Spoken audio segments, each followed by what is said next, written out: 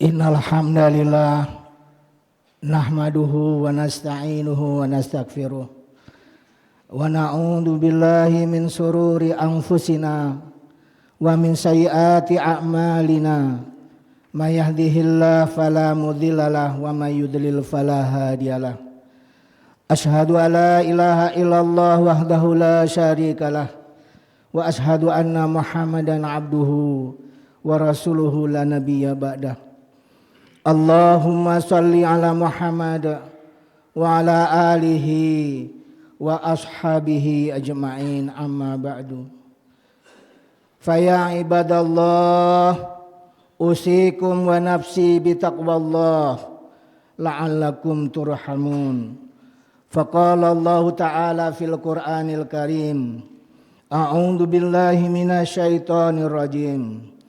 Inna iddata syuhuri indallahi ithna asyara syahran fi kitabillahi yawma khalaqas samawati wal ard minha arba'atun hurum dzalika dinul qayyim fala tadlimu fihinna anfusakum wa qatilul musyrikina kafah kama yuqatilunakum kafah wa'lamu annallaha ma'al muttaqin.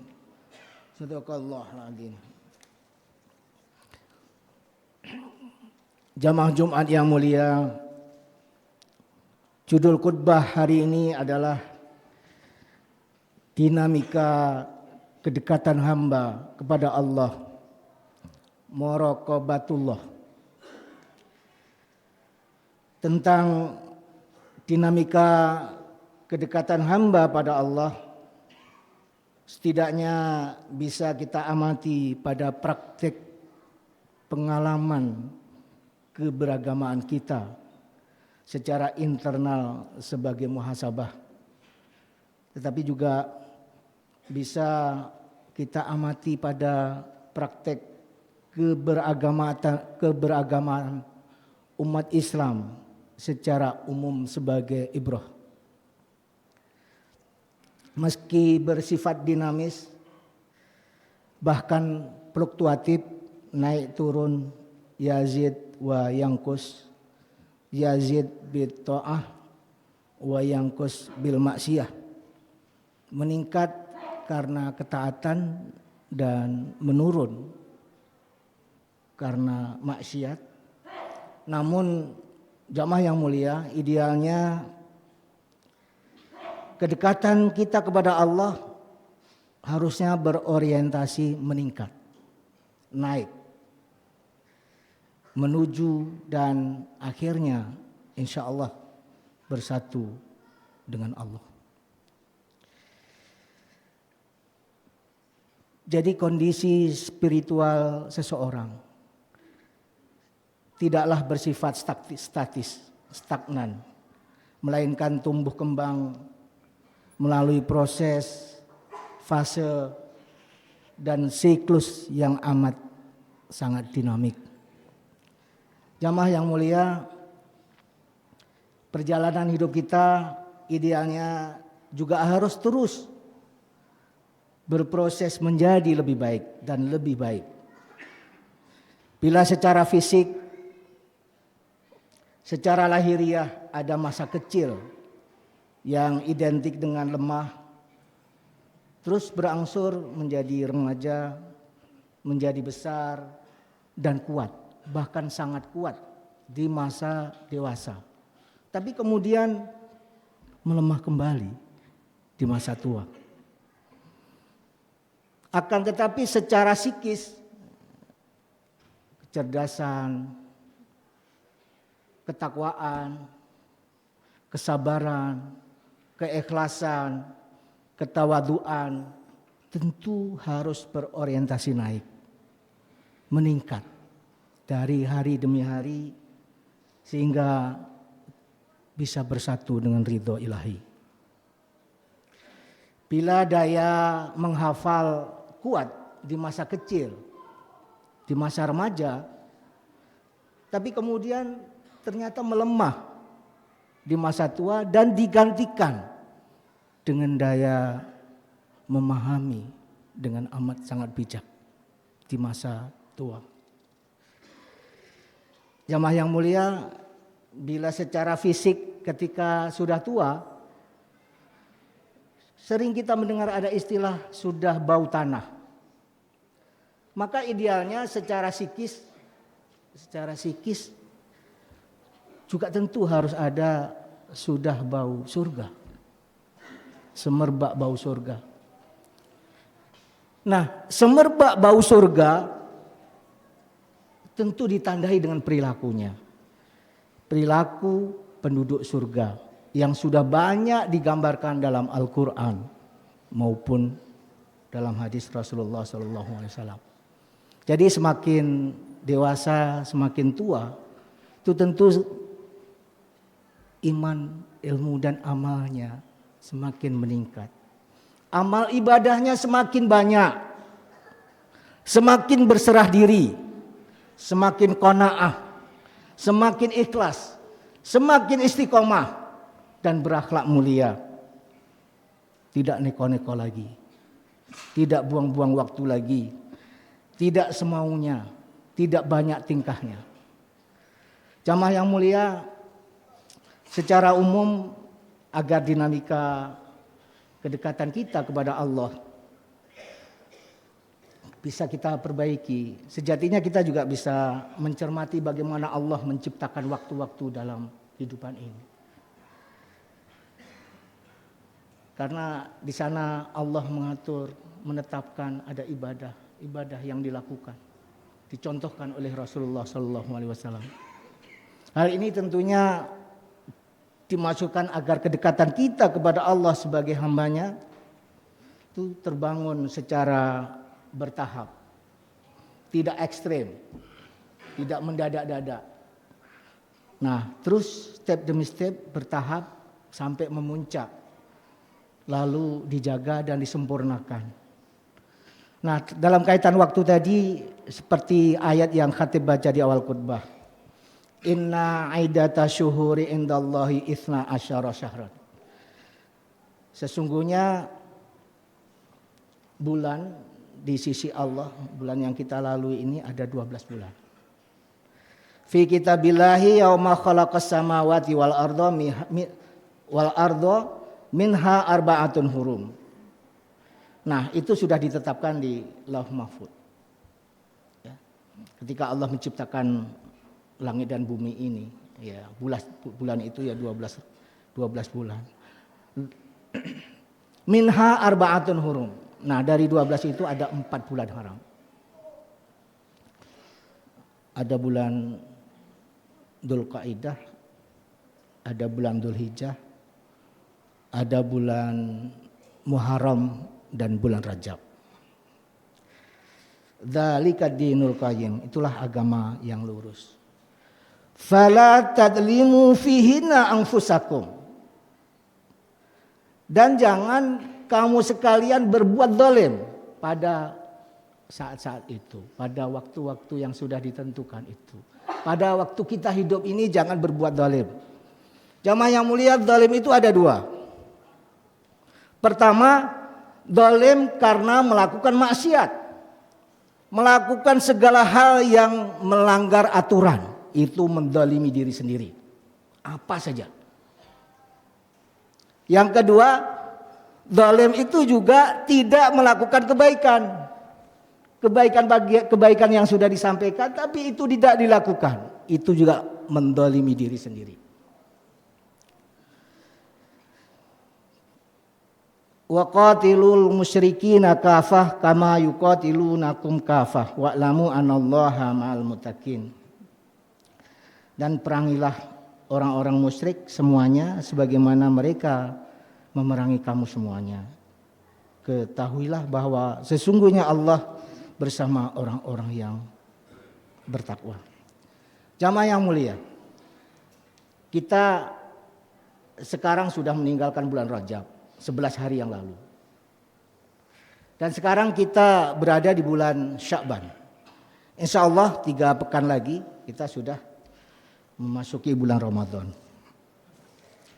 Bulan Rajab yang sudah kita lalui itu bulan kesadaran.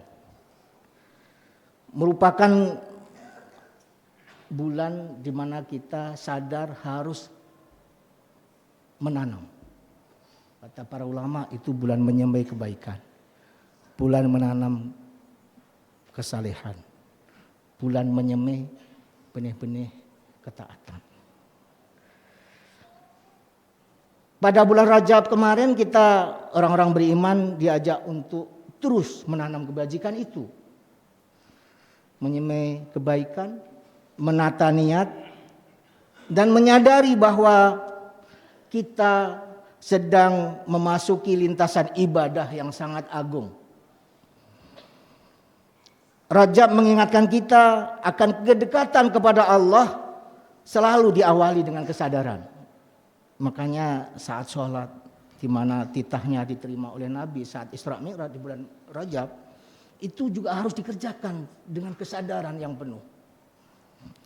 Jamaah yang mulia, setelah kesadaran itu terbentuk, kini kita sudah berada di bulan Sya'ban. Oleh para ulama, bulan Sya'ban ini bulan merawat. Bulan merawat apa yang sudah kita tanam. Apa yang sudah kita semai, kita rawat. Merawat kebaikan. Dan ini juga sebagai fase persiapan dan latihan rohani menghadapi Ramadan yang sebentar lagi akan tiba. Oleh karena itu bulan ini juga sering dinamakan dengan bulan gladi resik. Gladi resik Ramadan, bulan pengkondisian. Rasulullah SAW juga diikuti para sahabatnya pada bulan ini memperbanyak puasa sunnah. Kira-kira kedudukannya seperti rawatib qobliyah, sholat fardu. Ya. Karena memang Rasulullah pengen mendidik umatnya, Islam mendidik umatnya itu tidak ekstrim, tidak meledak-ledak, tidak muncul tiba-tiba. Karena khawatir kalau meledak-ledak, ekstrim, muncul tiba-tiba, nanti kemudian hilangnya juga tiba-tiba. Muncul di saat Ramadan, Syawal, hilang bersamaan dengan puasa, tidak puasa. Itu kalau meledak-ledak. Oleh karena itu, Islam mengajarkan pelan-pelan, istiqomah. Jadi konsisten, tahap demi tahap. Terkait dengan puasa seperti kesaksian oleh Ummul Mukminin, istri beliau Aisyah. An Aisyah radhiyallahu anha qalat ma raaitu Rasulullah sallallahu alaihi wasallam istakmala siyama syahrin qattun illa Ramadan wa ma raaituhu fi syahri aktsara siyaman minhu fi Sya'ban. Dari Aisyah radhiyallahu anha beliau berkata, aku tidak pernah melihat Rasulullah sallallahu alaihi wasallam menyempurnakan puasa 1 bulan kecuali di bulan Ramadan. Dan aku tidak pernah melihat beliau berpuasa dalam 1 bulan lebih banyak daripada bulan Sya'ban. Ya, kalau selama ini sudah berpuasa Senin Kemis dan 3 hari bulan Qamariyah, itu artinya sudah puasa 12 hari pada setiap bulannya. Nah tentu di bulan Sya'ban tuntunannya lebih banyak daripada itu. Jamaah yang mulia, di samping puasa sunnah Sya'ban juga memperindah sholat, bangunan sholat dengan sholat sunat. Sholat sunat, sholat rawatib yang 10 atau yang 12 rakaat yang mengiring sholat fardu, sholat duha, kemudian sholat lail. Nah tentu terus harus kita sudah biasakan sejak sekarang. Yang ketiga kemudian mempererat relasi dengan Al-Quran. Oleh para salafus saleh, bulan Sya'ban itu dikenal dengan bulan para qari, bulan para ahlul Quran, para pembaca Quran, tadabbur Al-Quran. Ini bulan ahlul Quran. Kemudian berikutnya juga memperbanyak doa, terutama doa supaya kita terus dalam kondisi iman, Islam, sehat, kuat, dan disampaikan pada bulan Ramadan dan mampu menunaikan ibadah Ramadan dengan lebih baik. Kemudian juga istighfar, memohon ampun. Memohon ampun pada Allah sehingga dosa vertikal kita habis, lebur. Juga memohon maaf kepada sesama sehingga dosa horizontal kita juga lebur, juga tidak ada. Sehingga menghadapi Ramadan, menyambut Ramadan itu hati kita bersih. Dan kemudian yang kelima juga dianjurkan menghidupkan sunnah berbagi.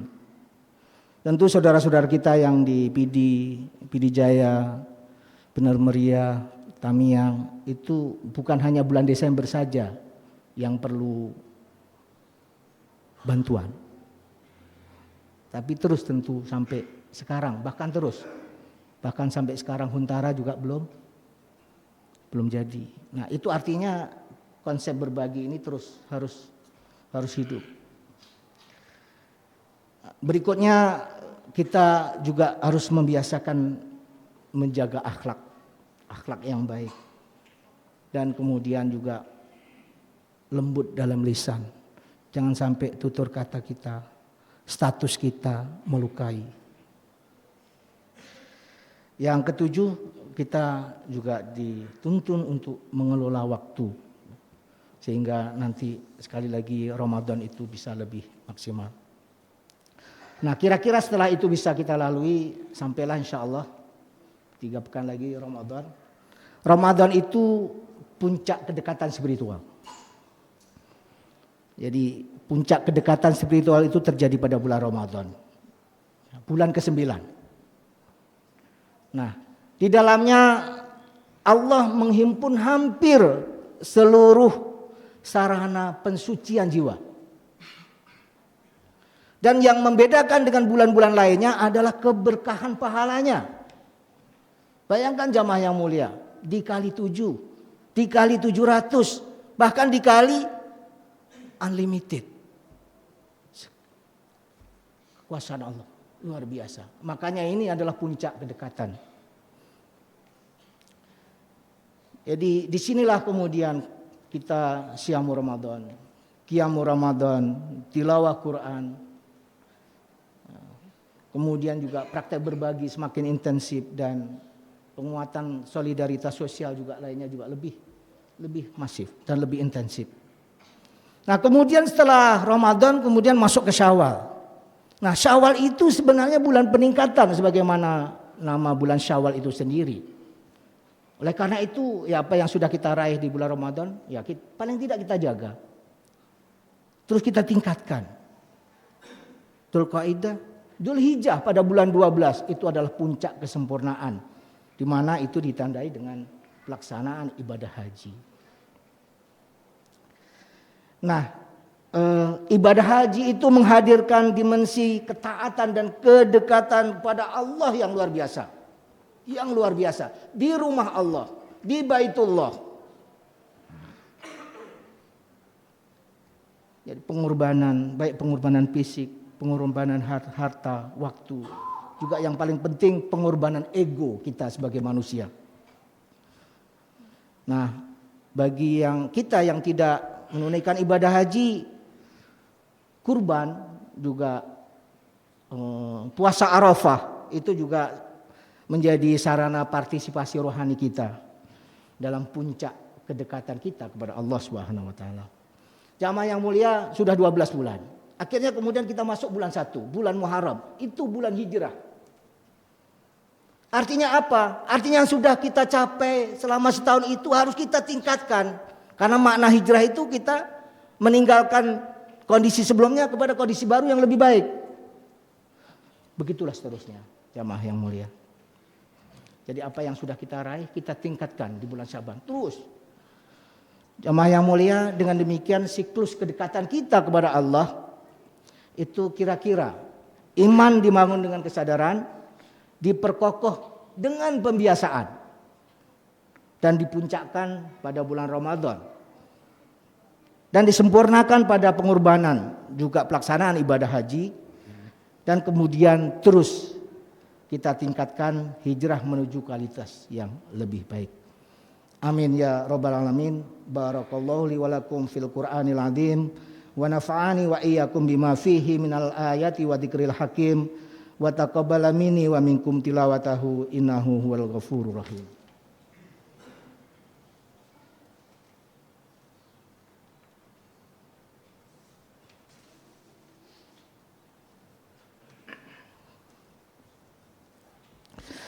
Alhamdulillahi hamdan kama amar.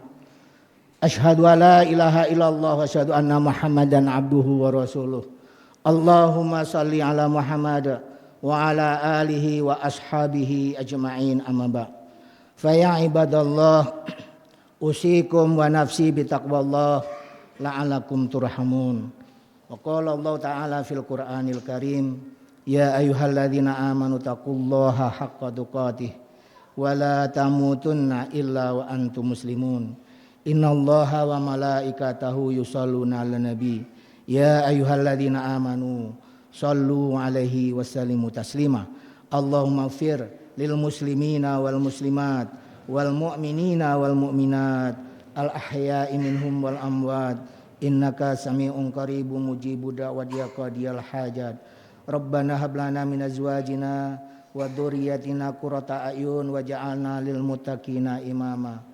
Rabbana atina fid dunya hasanah wa fil akhirati hasanah wa qina adzabannar.